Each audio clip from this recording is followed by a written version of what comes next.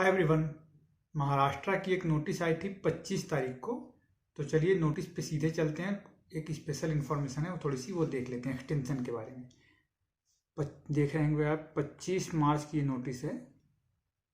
Extension for registration of institutional level round personal counselling for PG, है ना।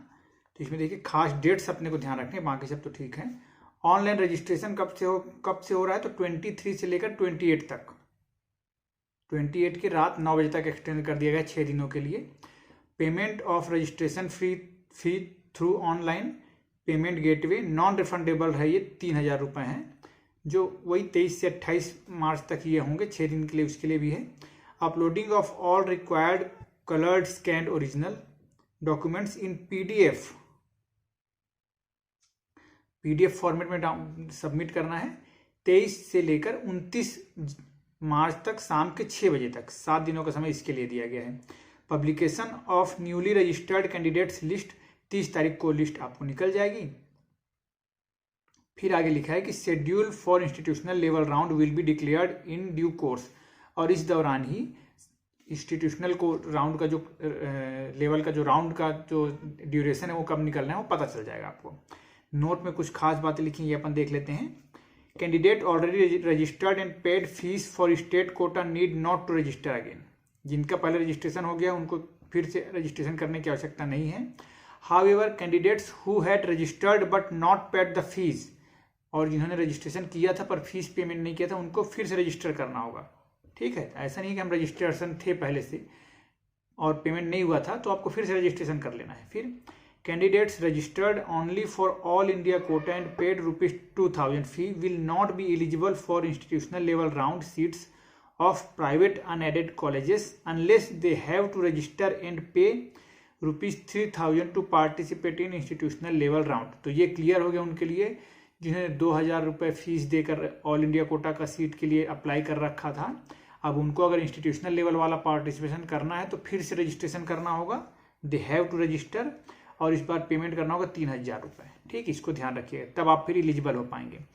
Candidates registered for both state and all India quota need not to register again, और जिन्होंने दोनों के लिए registration कर रखा था उनको फिर से रजिस्ट्रेशन की आवश्यकता नहीं है। मीन्स बात ऐसी होगी कि जिन्होंने पहले ही रजिस्ट्रेशन कर रखा है और पेमेंट उनका पूरा कंप्लीट हो चुका है उनको फिर से रजिस्ट्रेशन की आवश्यकता नहीं है।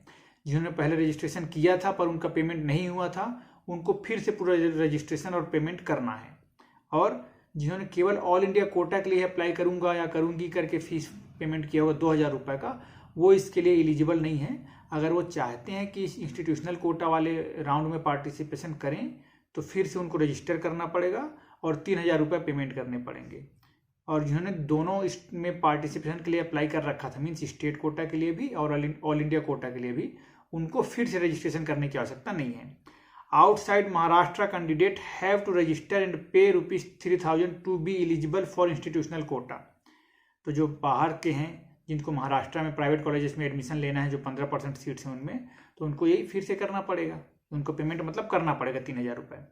Non registered candidates will not be considered for institutional level round, तो जो रजिस्टर्ड नहीं होंगे उनको इस राउंड के लिए एलिजिबल नहीं माना जाएगा।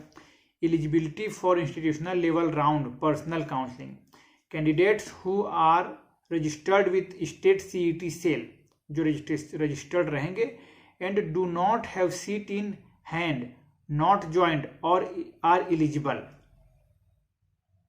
मीन्स क्लियर है, मतलब ये है कि जो यहाँ पे रजिस्ट्रेशन कर लेंगे, पहला पॉइंट ये हो गया। दूसरा, do not have seat in hand, मतलब कहीं भी उन्होंने ज्वाइन नहीं किया हुआ है किसी और दूसरे कॉलेजेस में, वो एलिजिबल हैं इस राउंड में पार्टिसिपेशन के लिए। Second, candidates having joined seats including retention after date of 25 March are not eligible। वो बच्चे जिन्होंने ज्वाइन किया हुआ है या फिर रिटेन करके भी रखा हुआ है बस केवल, वो 25 मार्च के बाद आर नॉट एलिजिबल, तो वो इसके लिए एलिजिबल नहीं है for institutional level round and institutional Kota seats, वो इसके लिए एलिजिबल नहीं है। क्लियर हो गया उन सब के लिए डाउट।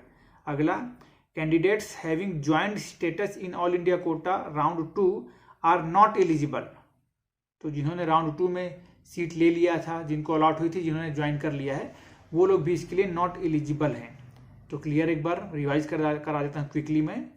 जिन्होंने यहाँ पे इस स्टेट के काउंसलिंग के लिए रजिस्ट्रेशन किया है वो एलिजिबल हैं, और जिन्होंने कोई भी सीट अभी तक जिनके हाथ में नहीं है वो एलिजिबल हैं। सेकेंड थिंग, जिन्होंने ज्वाइन की हुई है या फिर केवल रिटेन करके रखा हुआ है कि सीट हमारी थी करके बस, ठीक, वो भी इनएलिजिबल हैं। फिर थर्ड, जिन्होंने राउंड 2 में ऑल इंडिया कोटा से सीट ले रखा है वो भी इसके लिए इनएलिजिबल हैं। तो फिलहाल यही था, एक्सटेंड हो गया डेट, और ये वो डेट लगा दिया कि 23 अप्रैल तक का जो इन्होंने करिकुलम निकाला था वो चीज़ है, तो वो अलग है। ठीक, अभी फिलहाल इतना ही। अगर किसी को डाउट होगा महाराष्ट्र के एडमिशन से रिलेटेड तो फिर मुझे बताइएगा, जो समझ में मुझे आ पाएगा मैं हेल्प करूंगा आपकी। तब तक बने रहिएगा। Thank you.